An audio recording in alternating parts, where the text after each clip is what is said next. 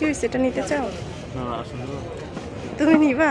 নিজে রান্না করবো আর কি, ভাইঙ্গা না ভালো ঠিক আছে। রান্না করব? এটাই তো মনে হয় রান্না করে না, এমনিতে রাখে রান্না করে। রান্নাই করে।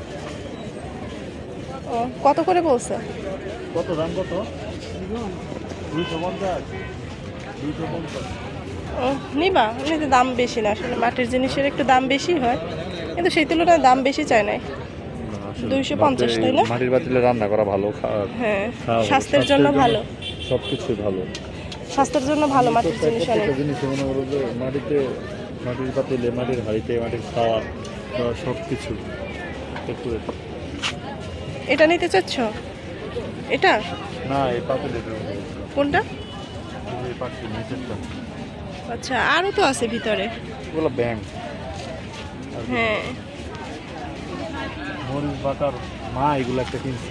হ্যাঁ, আমার শাশুড়ি এগুলো একটা আছে, ভর্তা করে। হ্যাঁ এইগুলো হচ্ছে উত্তরবঙ্গের মানুষ ব্যবহার করে।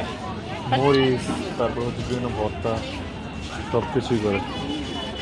হুম, উত্তরবঙ্গের মানুষ বেশি ব্যবহার করে এগুলো। অনেক কাস্টমার চলে আসছে নেওয়ার জন্য। কি বলো নেব একটা? নিলে নাও, কিন্তু যাওয়ার সময় নিলে মনে হয় ভালো হয়, তাই না?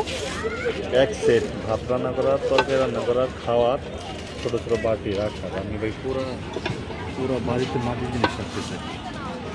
শুধু মাটির? আমার মাটি খুবই ভালো লাগে, এইসব করা খুবই ভালো লাগে। Husband material. বউয়ের ব্যাগ ক্যারি করতেছে। চলো।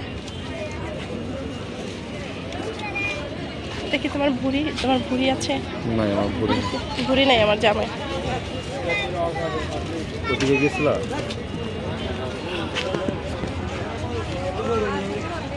হ্যাঁ, বাজ পাখি, ঈগল। তুমি যদি মুরগির বাচ্চা হইতা আর আমি হইতাম ঈগল, তোমাকে সো মেরে নিয়ে যেতাম। এটা ঈগল না তো, চিল। ওই আর কি, চিলি তো হাঁসের তুমি বাচ্চা। হইতাম মুরগির বাচ্চা আর আমি হইতাম যা চিল, আর তোমার মা হইতো যা মা মুরগি।